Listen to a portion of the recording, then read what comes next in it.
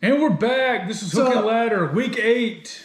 Somebody just went for it again on 4th down, I think. Oh my gosh, dude, this is an epidemic. Yes, I'm just thoroughly disgusted by seeing this. In every game, it seems like somebody's going for it when they shouldn't be going for it. Oh god, just take the freaking points. I must have yelled that phrase yesterday, half a dozen times.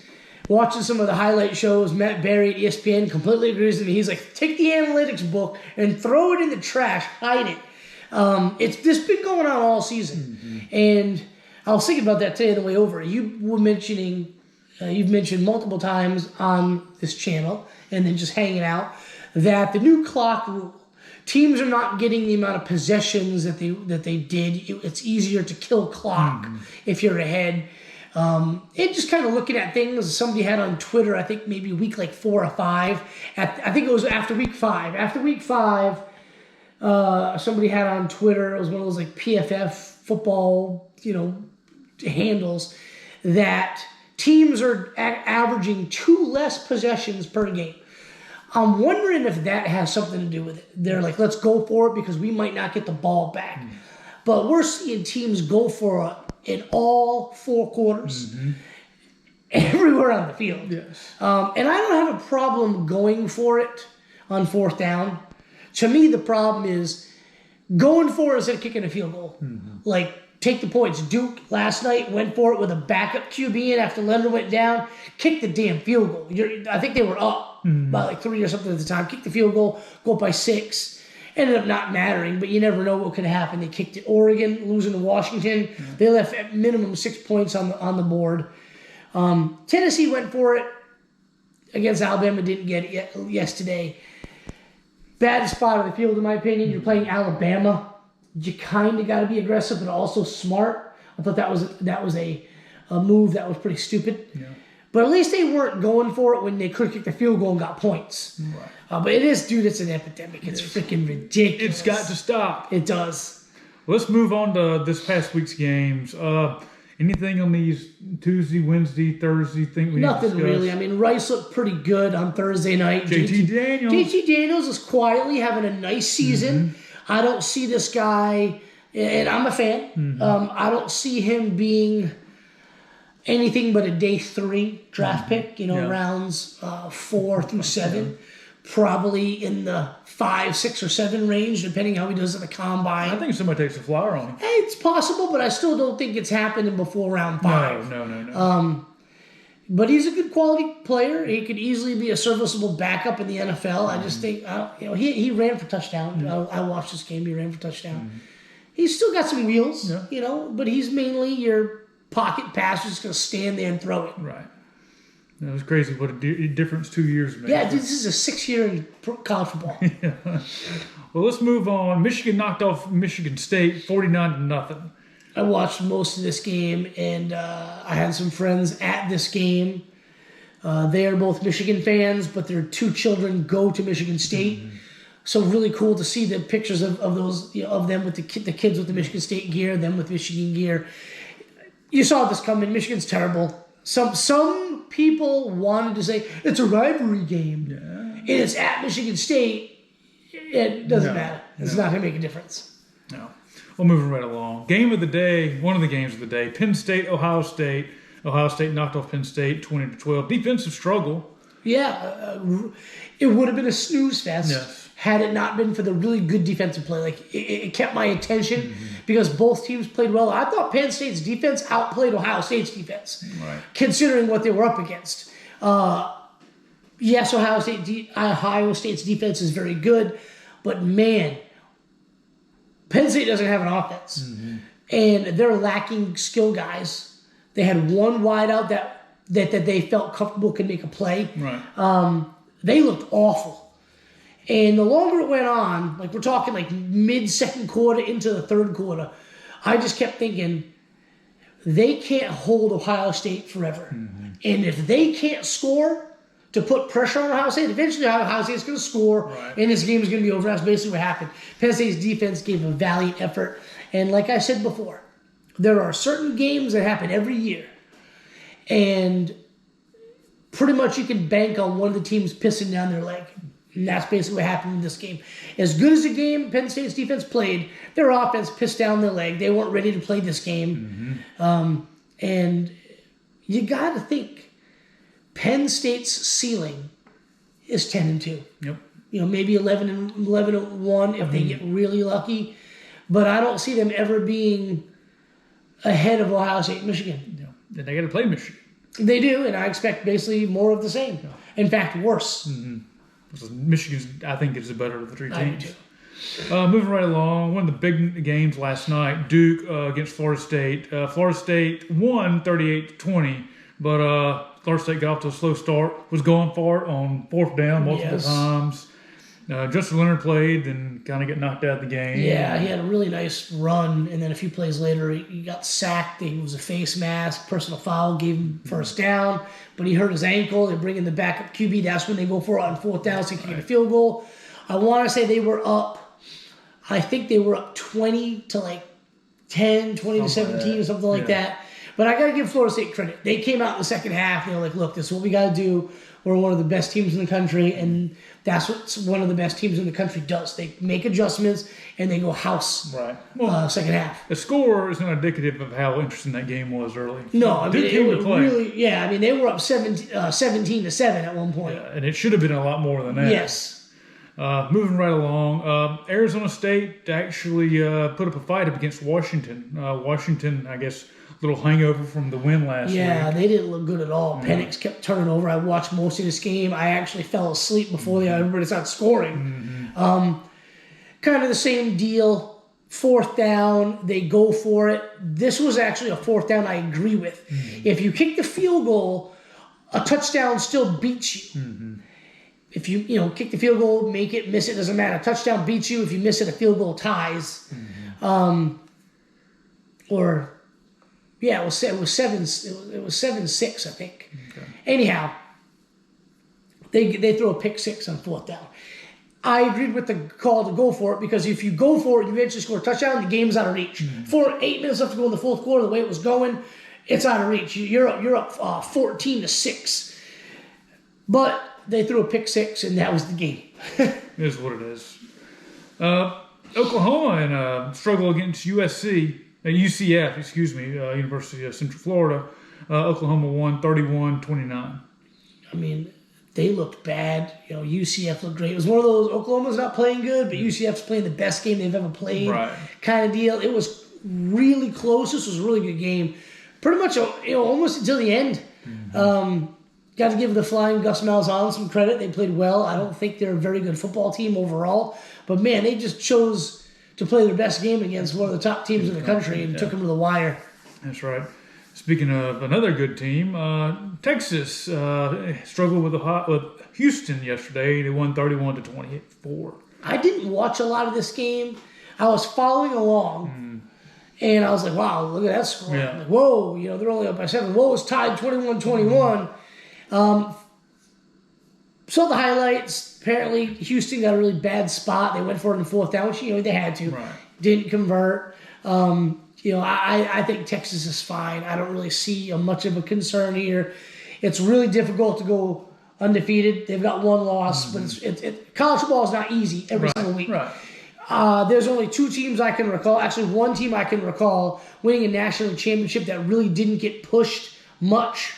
And that was the COVID year 2020 BAMA, and they actually did get pushed by Georgia through 3 quarters of that game that year. Joe Burrow, even then they had a barn burner with Alabama.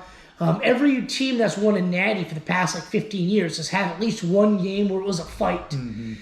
So it's a tough season. Yeah. Sometimes you don't bring your A game, and an unranked team can take you to the wire. That's right. But got to give Texas credit; they hung in there. And they overtook them when they needed to. That's right. Moving right along. Oregon bounces back, knocks off Washington State. A little slow start, but ultimately Oregon wins the game. Yeah, I mean, this is kind of a theme for this week. Yeah. The good teams. Washington State's a good football team. Yeah. Teams like Texas, Oklahoma, Oregon, Alabama. The good teams are they're in a fight, and then they pull away late. And that's basically what Oregon did. The rushing attack was too much for Washington State. It was a close game throughout most of the. There was actually a time I was watching. So it was actually a spot where I thought Washington State might be in control of this game. And, Oregon came back. But again, just like the Texas-Houston game, it's not easy to win all your games. And speaking of a team that, a year or two, you've been like North Carolina. I've been on the bandwagon for 2 years straight, and 3 years straight. You've been hearing about the defense, and they lose 31-27 against Virginia. Virginia's bad at football.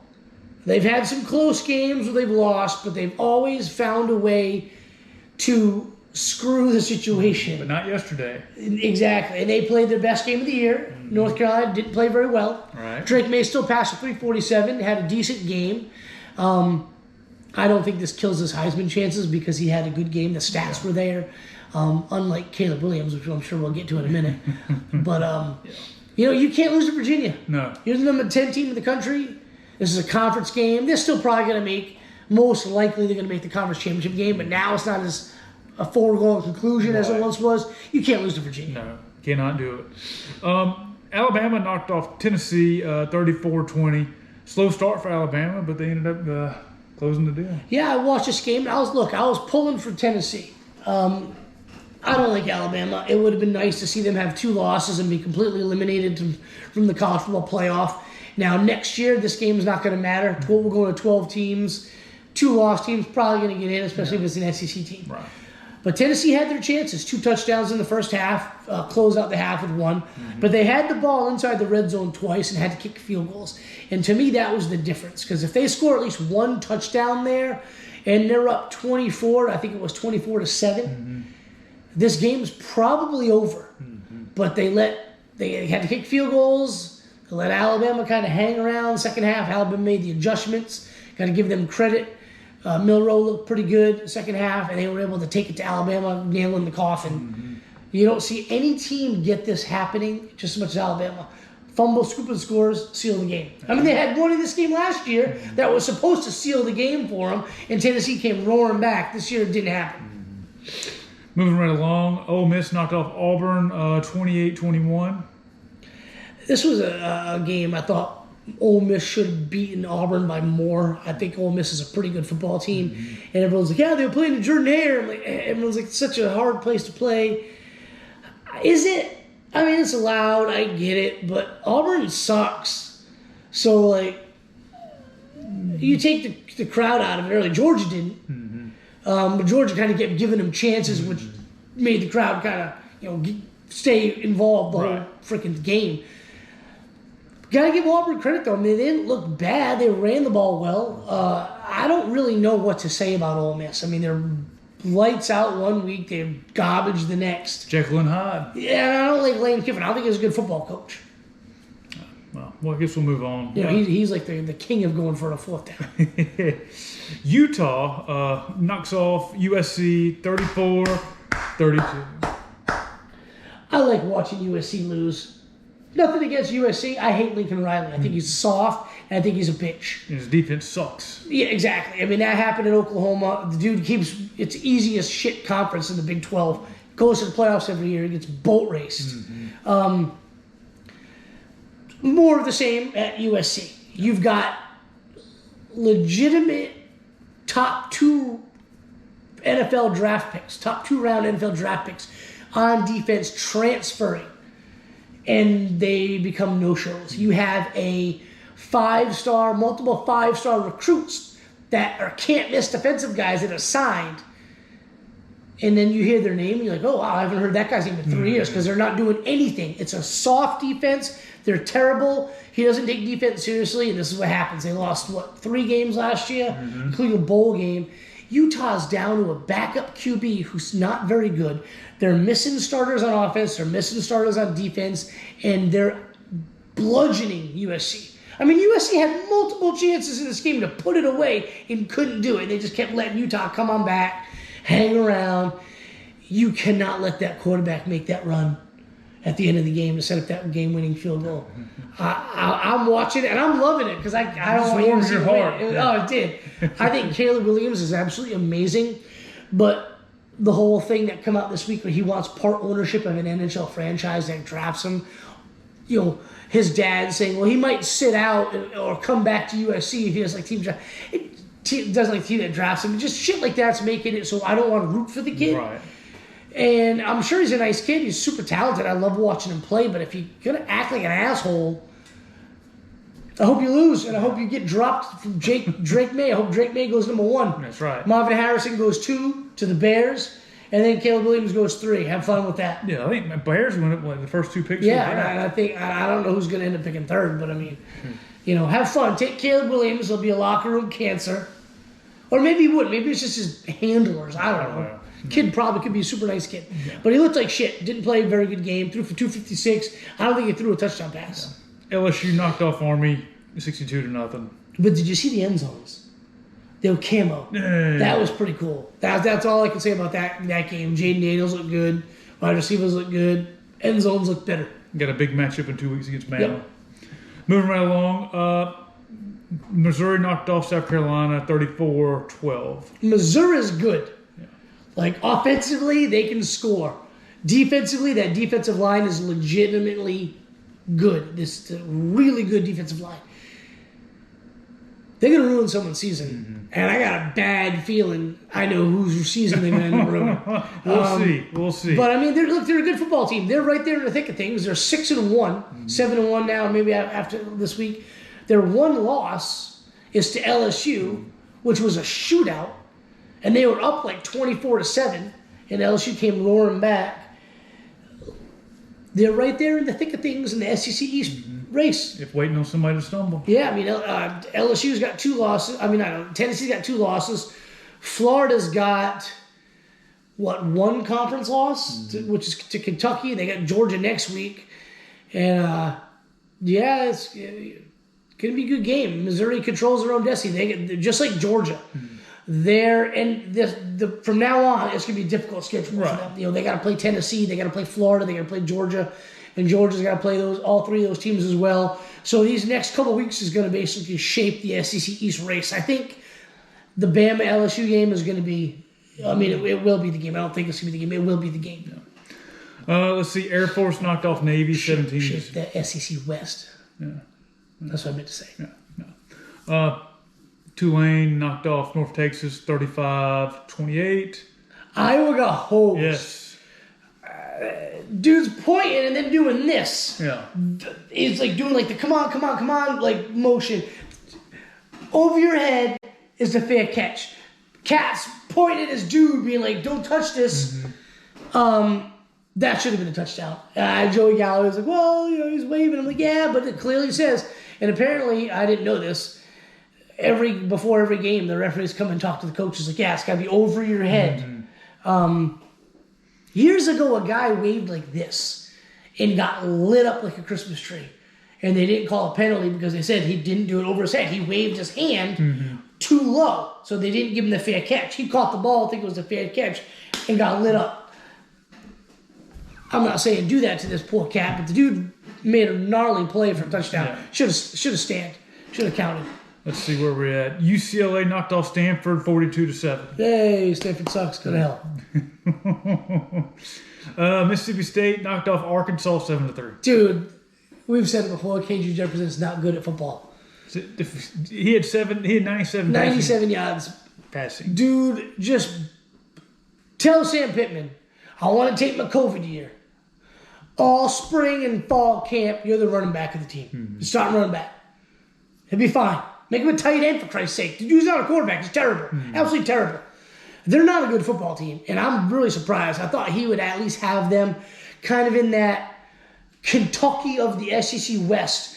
They're going to lose 4 games, but they're going to play everybody tough, and they're going to beat one team they shouldn't beat. They've regressed. They have regressed. They were good 2 years ago. They weren't that good last year. I mean, hell, 2 years ago, they were really good until they faced Georgia and got smoked, and then that kind of spiraled the season. I think they lost like 3 games after that, but they're a solid program. They should be a solid program. It shouldn't be hard to recruit because Arkansas is like LSU, is very much like LSU. The kids in that state want to go there.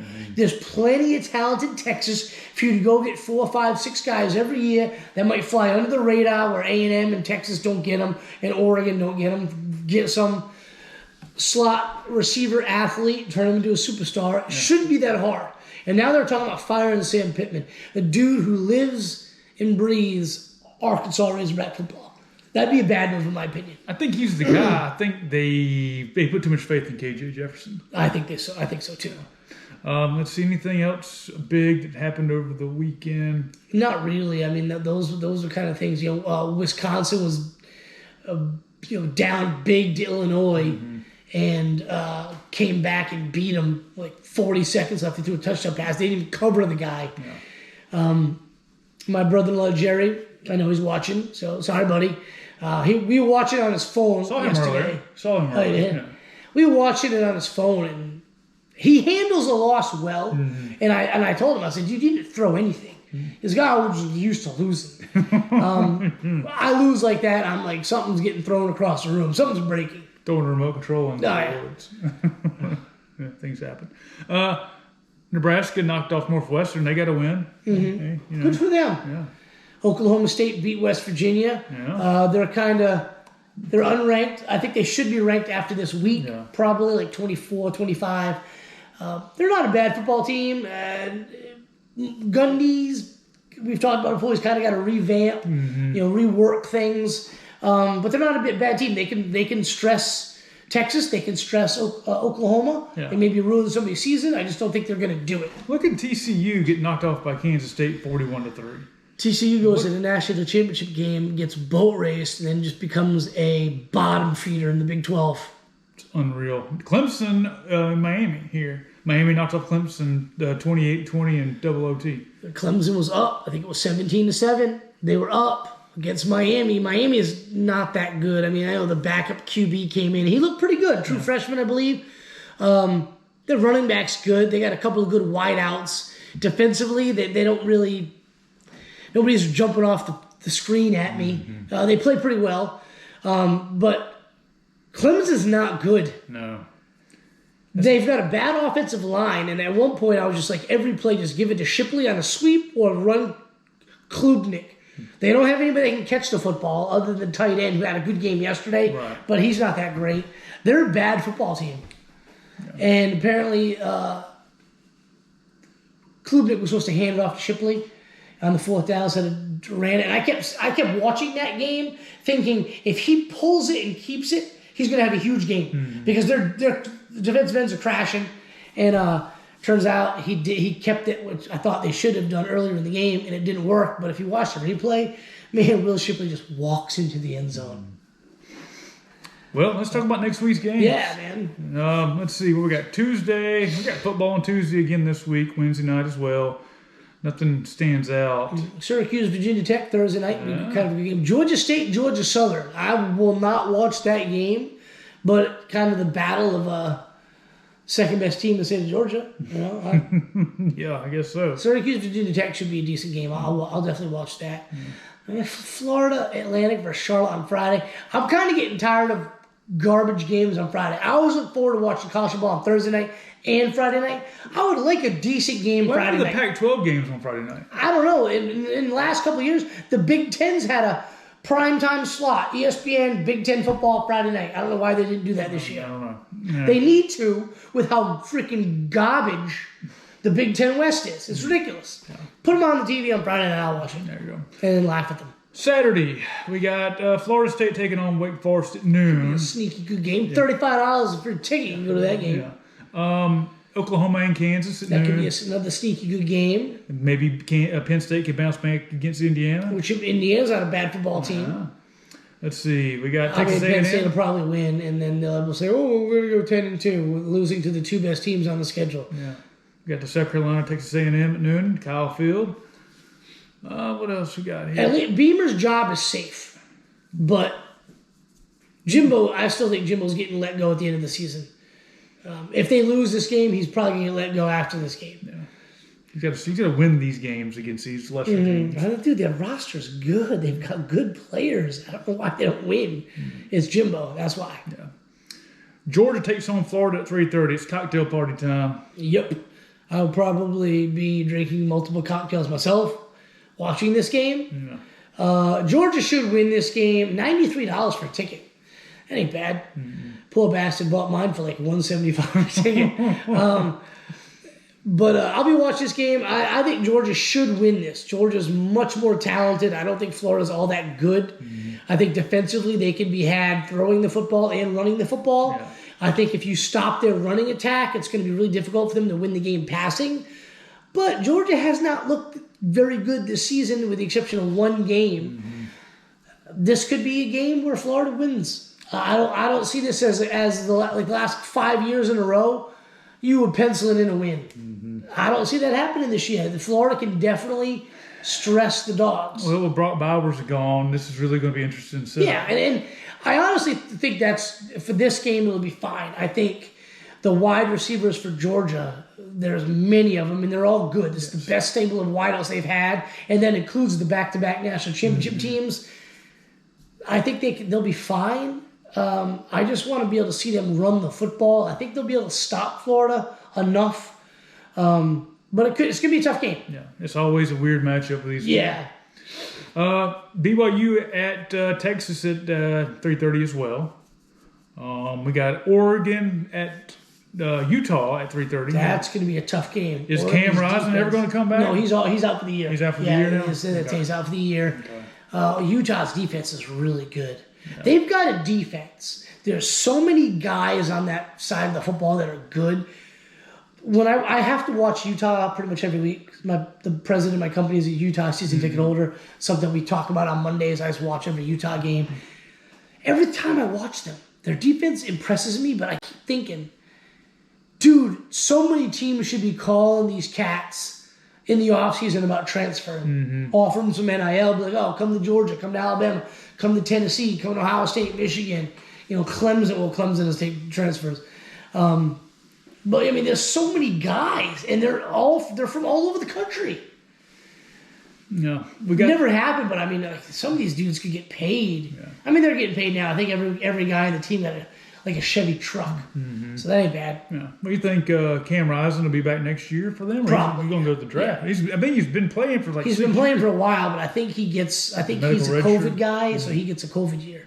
This is the last year for COVID people. Okay. We got Duke, Louisville, 16 playing number 21. Louisville's a good football team. Yeah. Duke will probably slide. Yeah. We got Mississippi State, Auburn at 3:30 as well. I have no idea who's going to win that game. You can go for $33 for a ticket. Yeah. Virginia's got to play Miami. I expect Miami to win that game. Let's see. They don't ever have anybody in the stands. That's the craziest thing. And they're playing in an NFL stadium, which I believe is smaller than most college stadiums, and they can't sell the thing out. Yeah, well, it's Miami. I mean, there's so many things going on in Miami. Yeah, would you go to a Hurricanes game? I mean, I would. You're talking to, but I get your point. Yeah, I mean, it's Miami. Come on. USC's got Cal at 4 o'clock. They should win. Tulane versus Rice. Well, good game for 20. Washington at Stanford. Let's go, Washington. Beat the hell out of them. Yeah. That Tennessee-Kentucky game is going to be pretty good. Kentucky's already out of it. If Kentucky wins this game, Tennessee season is definitely, not only is it over, it's definitely a huge disappointment. I agree. Air Force at Colorado State, 7. And Ohio State playing at 7:30 at Wisconsin. Colorado at UCLA, 7:30. That'd be a good game to watch. Yeah. Can North Carolina bounce back against Tech at 8? Probably. Yeah, probably so. Cincinnati, Oklahoma State, 8 o'clock. Let's see. Oregon State, Arizona. And San Jose State plays Hawaii at 11:59. 10:30 game, I'll watch Oregon State so I can watch DJ Oogly Moogly, who looks so much better than at Clemson. Dabo Swinney wins 2 national championships with generational quarterbacks and looks like garbage since. This is the 3rd year in a row. I think they've lost 3 games. And DJ doesn't do anything at Clemson, transfers to Oregon State, and is having a great season. We had the defensive guys that were dominant, and all of a sudden... See, that's the thing. Somebody mentioned on Twitter today, is it the 2 generational QBs that saved him and got him the national titles? And that's it's a valid point. But if you start looking at those teams, dude, there were dudes all over the field. Wideouts, running backs, defensive line, linebackers, DBs. The entire defense was stacked on those teams. And I'm just thinking to myself, they had guys, he made it so these kids wanted to come to Clemson. And he's still getting guys. I mean, the last 2 or 3 recruiting classes, they're so close to Atlanta. They always land 2 to 3 blue chip prospects out of the state of Georgia that Georgia wants, Alabama wants, everybody wants. This year's no different. Sammy Brown, 5-star inside linebacker, commits to Clemson. They got their starting linebacker right now. Barrett Carter is another kid out of Georgia, middle linebacker that everybody wanted. They still get blue chip players to come there. Klubnik was a 5-star. Shipley was a 5-star. Is it just a simple fact that Georgia's gotten better, Tennessee's gotten better, North Carolina's gotten better, Florida State's got everybody around them has gotten better? If you go back and do the research, they were never super high in the recruiting rankings. They would get the guys they needed, and they coached them up. I think Clemson did a great job coaching them up. I think the problem is that the guy is coaching the University of Oklahoma right now, Brent Venables. They've had a lot of offensive staff turnover, but the guy that I thought made that team, a guy which was very much like Curtis Smart at Alabama, you kept expecting him to leave, and he never leave. He just kept sticking around and building that program, getting the guys, winning titles. Brent Venables kept doing that. They kept signing elite defensive talent. He leaves, all of a sudden, that defense isn't as talented, and now their offensive line was never that great. They just could outscore everybody. Yeah. They played a weak conference anyway. Defense was the key, and Brett's gone. I mean, they've got some legit studs on the roster, recruiting studs. They're not really translating. Well, that's interesting. I mean, he could, another year like this, he could be on the hot seat. Yeah, I mean, I thought Klubnik last year when he came in for DJ, I thought this kid looked great. I mean, he could run, he could throw, he was looking awesome. He didn't look like a true freshman. He doesn't look very good this year. In his defense, he doesn't really have a lot of skill guys on the outside to throw to. Will Shipley can only do so much. And DJ goes out west, and all of a sudden he's world beater. Exactly. So, I mean, Dabo's got to rethink things. I think he's in serious trouble there if he doesn't start rethinking at least the transfer portal. I mean, I think Clemson's a very attractive place for prospective athletes. Nice little town. It's a small place, but, I mean, you're not too far from Atlanta. They can go out and get the top guys, or they can fight for the top guys in the southeastern region and land their fair share. I mean, they've got the facilities, so they shouldn't have an issue. But I guess that concludes this week's episode. Yeah, man, season's coming to a close too fast. We're still in October. I don't like it. Don't rush. Once week 7 hits, I kind of started getting a little depressed. Well, it's the bye week, and you're like, oh. Yeah, only a few more weeks. Yeah, you've only put on like 5 pounds. You still got 5 more to go. Yeah. We're getting there. Hold your horses. We'll see you guys next week. See ya. All right.